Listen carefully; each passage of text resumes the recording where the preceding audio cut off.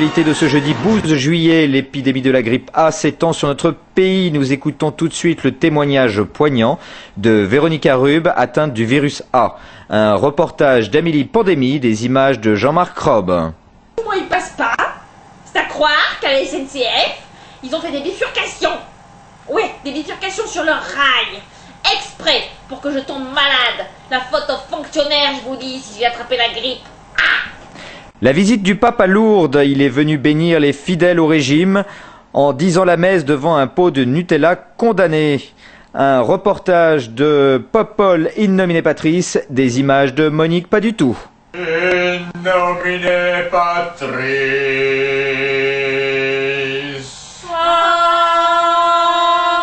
Amen. Nutella condamnatis.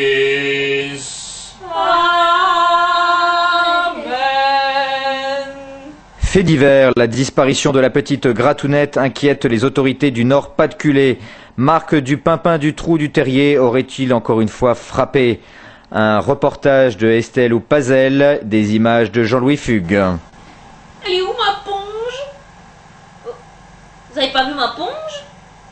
Et elle est où ma ponge? Je faisais avec ma gratounette et j'ai même pas eu le temps de dire merci. Et hop, elle s'est cassée avec Monsieur Propre. Mais qu'est-ce qu'il a de plus que moi, ce Javel Super Croix? Elle est où ma ponge? Politique extérieure, en Afghanistan, la situation s'aggrave. Les femmes de ce pays souffrent de plus en plus de la dictature de l'atroce Kreml, qui les oblige à faire sécher leur linge sur leur tête au lieu de la traditionnelle corde à linge. Un reportage de Maurice Inch'Allah, des images de Mohamed Dradli. Il a faute à Kreml qui disparaissent, Inch'Allah. Au début, nous utilisait la soupline, maintenant c'est la corde à linge. Mais qu'est-ce qu'on va devenir? On en aurait dû faire sécher nos culottes directement sur nous, comme ça, sans lissourage. Mais qu'est-ce qu'on fait avec tout ce linge pas sec? Eh bien, on mouille.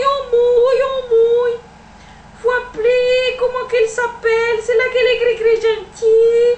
Ah, l'Amnesty International. Inch'Allah, elle peut peut-être faire quelque chose contre Kreml. Nous nous rendons à présent dans le petit village de Pimpinzoul où nous avons rencontré un pimpin hors du commun. En effet, après avoir consacré sa vie à l'empilage des boîtes d'allumettes, Monsieur Pimpin Crobat se passionne à présent pour l'élévation de la carotte. Il a en effet réussi au prix d'incroyables efforts à échafauder 3 capes la carotte, les uns sur les autres, ce qui lui vaut l'admiration de tous dans le village. De nombreux touristes font désormais le détour par Pimpinzoul pour venir assister à cet exploit. Et le maire du village envisage de rebaptiser ce petit lieu-dit en l'honneur de Pimpin Crobat. Au sujet du nom, tous les habitants sont d'accord. Ce sera Pimpin Too Much Land pour concurrencer les plus grands parcs d'attractions.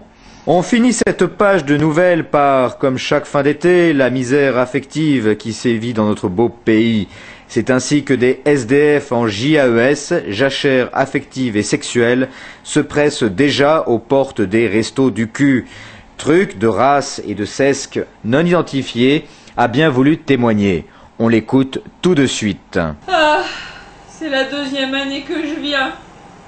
Et je trouve pas chaussure à mon pied. Faut dire... Faudrait déjà que je le prenne, mon pied, pour le trouver. Alors, je reviens chaque hiver. Ah, je vous dis, c'est cette foutue crise. Je sais pas quand est-ce qu'elle va s'arrêter. Enfin, il y en a qui ont de la chance, voyez le président. Hein? Comment elle est gaulée, sa poule. Mais qu'est-ce qu'il a de plus que moi pour trouver toujours chaussures à son pied? Ben, des talonnettes? Tiens, faudrait que j'essaie les talonnettes. Ce journal est maintenant terminé. Merci à vous tous de l'avoir suivi. Retrouvez tout de suite la météo des mâchages avec Evelyne Cunilingus et le tirage des boules du Keno. Très bonne soirée à tous sur Téléfoon numéro 1. À demain 20 h. Bonne soirée.